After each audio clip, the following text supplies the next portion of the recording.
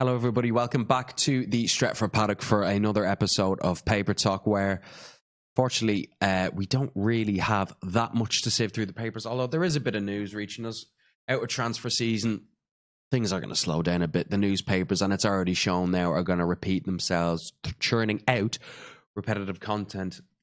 But there are some quotes coming out here. We'll start off with Dan James, obviously, after scoring on his debut against Chelsea on Sunday, coming out with a few quotes that really does hit home that maybe he is the type of player United need. Personality-wise, a kid who really has his head on his shoulders. He came out and said to the MEN after scoring against Chelsea, I don't think you could write it. As soon as I signed here, I dreamed of something like that to happen, and it did today. To score on my debut and win 4-0 in the first game, no, I don't think you could write it. What really impressed me is, despite beating a team like Chelsea 4-0, it's easy for a team to get carried away. He's coming out now and saying, I think everyone was raring to go anyway, but we can't get carried away. We've got a big test at Wolves next week, and obviously they've shown how good they are, especially against us last season, so we've got to be prepared for that. And I think that really is so relevant when you consider just how well we've started in previous seasons. We can all remember 4-0 FC under Jose in the first season, where we did finish second. But that game, I'm not sure if any of you would agree with me on Sunday.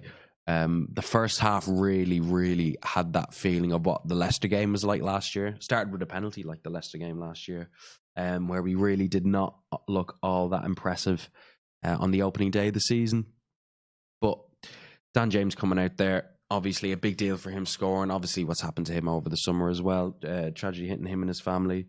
But he also goes on to speak about, the defensive set-up defensive lineup. Obviously impressed. Even Jose labelling Harry Maguire as a rock, or a rock at the back. He's coming out and saying defensive solidity. I think that we've shown that all through pre-season we haven't conceded many. Obviously that's a big part of going forward, keeping them clean sheets, and we did that today.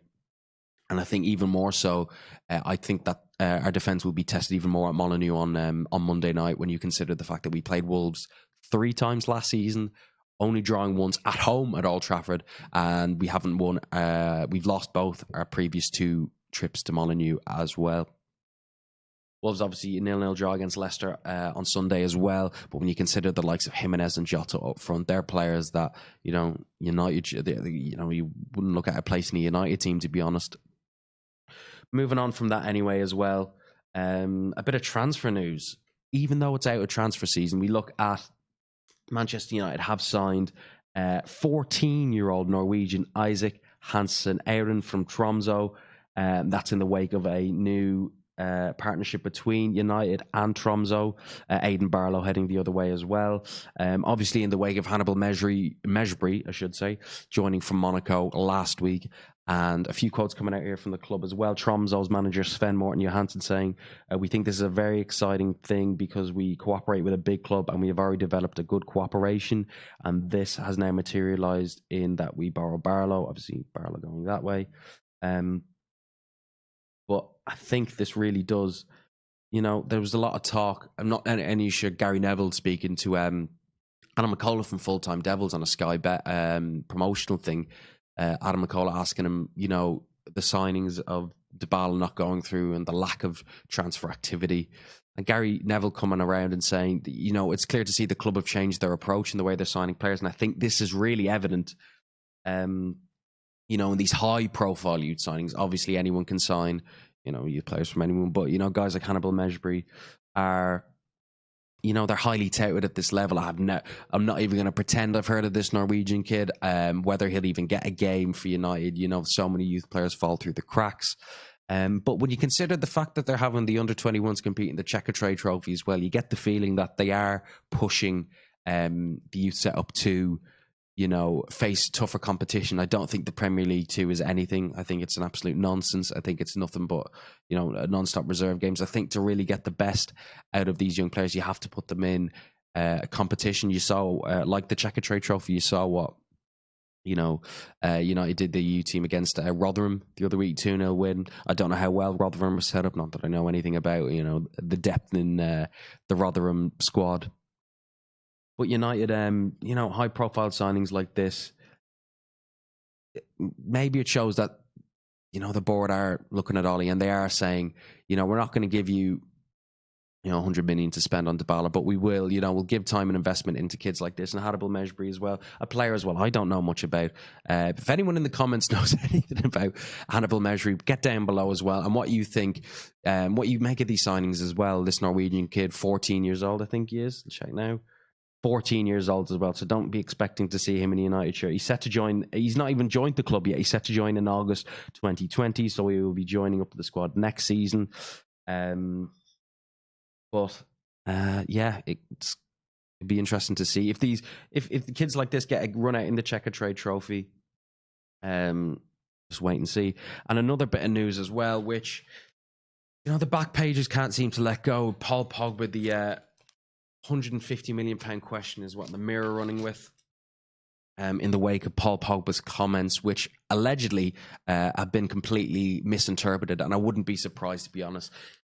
I mean, I'd be interested to know what you guys think of this when you consider that Romelu Lukaku, the way he carried himself when leaving the club and pushing for his move, we can all see what he'd done, failing to show up for training, going to Anderlecht, publishing the sprint speeds of the club in pre-season, and Paul Pogba as well. And we did a podcast a few weeks ago, myself and Damien, and it was, if you want to go back and have a look at it, I'd suggest, because I think it is quite relevant now. Whether there was an agenda against Paul Pogba that was in the wake of his comments saying he wanted a new challenge. I think it really just does speak volumes that, this was, I think 2 days ago, we said this after the game. The papers ran with this yesterday. This was on our paper talk yesterday as well. And the papers are just recycling the stuff about Paul Pogba, a guy who, I've said it before, if Paul Pogba wants to leave, then I think we should let him go. But you can't ignore the guy's professionalism. The fact that he said what he needed to say, whether that was urged by his agent Mino Raiola, I wouldn't be shocked. We all know what he's like. But he's kept to say, you just look at the context of it. Look at someone like Neymar, who's gone AWOL from PSG, and Paul Pogba. He's made his comments, but he's not, he's not gone AWOL like Lukaku. He's not thrown his hands up in the air. He's not acting like a prima donna. The assist for Rashford, was it two assists? It was on Sunday. That ball for Rashford's second goal as well. Didn't have his best game, but look, Paul Pogba has really silenced, I think, a lot of his critics, the way he's handled himself off the pitch there. I know this is probably going to divide a lot of people in the comments as well. But I think the club maybe do have to be commended for keeping that 150 million price tag on him. I think Paul Pogba, to be honest, he said, it is what it is. I don't think he will be there beyond this season. I was amazed that he was here this season. I said it non-stop over the summer. If Paul Pogba was he a Manchester United player at this point, I'd be shocked. And I think the only reason he is a United player is because the club haven't given in. You saw what Real Madrid offered. It was something like, was it James Rodriguez and 46, whatever it was, X amount figure. It was an absolute nonsense offer. But you can't deny that Pogba has been the epitome of a professional. He really has been. You look at someone like David. It's the same kind of situation as David De Gea. Like, David De Gea has made no bones about that he's wanted to leave Manchester United the past few years. Remember dodgy fax machine? Like, it just sums it up. Every summer he's been looking for a move, and people rightfully so. He's gone about it as a professional. He's not moaned. He's not been a prima donna. He's still been consistently our best player. Why should Paul Pogba be treated, I should say, any different? Let me know, guys, in your comments down below. We'll get a few questions from you now as well. Liam Bruce asking, do you think Gary Neville does not criticise the club due to potential future links with Salford City? You know what? I wouldn't be surprised the way Gary Neville, obviously owner of Salford City, along with the other United players. And I do think, obviously, Warren Joyce joining Salford City earlier in the summer as, I think, like a development coach, obviously ex-underage coach at Manchester United. So I think even just with the fact that, the class of 92 owning Salford City is going to create a few youth links between the two clubs. But yeah, obviously I think Gary Neville probably playing his cards close to his chest there as well, not wanting to tarnish any links between the two clubs. Kind of sign. If you watch back, it was a bit of a fiery interaction between him and McCullough. I think you can find a link for it on the Devil YouTube channel, or the Twitter account. Cam Waters, what's your favourite thing about Man United? The fact that we beat Chelsea 4-0 on Sunday, Cam, would be my favourite thing. Obviously, producer Cam there, Chelsea fan, still wiping his tears after what was, I think we can all agree, the most unconvincing 4-0 win in Premier League history. But 4-0 is 4-0, Cam. So you deal with that whatever way you want. United are in Man United Van Cam going. United are in a strong position regarding Pogba. He has a contract, and the club have been firm about his price. Nice to see us not getting bullied by the likes of Madrid in the transfer market. Well, I don't even think Real Madrid could afford Pogba if this financial fair play has any spine about it. How much have they spent this summer? 100 million alone on Hazard, Jovic, Militao, Rodrigo, Mendy. I think you're talking in excess of maybe nearly 300 million there. Pogba's going to be at least another 150 million on top of that. So you're talking in excess of nearly £500 million pounds or euros. I mean, that would be €500 million at that stage. I do, like I said, I do commend the club not being kind of. And you look at the Lukaku thing as well. I mean, we had probably no right to get 74 million from Romelu Lukaku, given he had a decent goal scoring record for us. But when you consider, I think he went on some games like a 10-goal drought. I do still think he'll bang probably 30 goals a season in Italy. Just given the fact, I think it is defensively, it is a defensive league, but I think the general standard is nothing on the Premier League. So yeah, the club do have to be commended for not being submissive and not giving in to the price tag, but not replacing Ander Herrera. It just leaves me baffled. I can only give the club so much.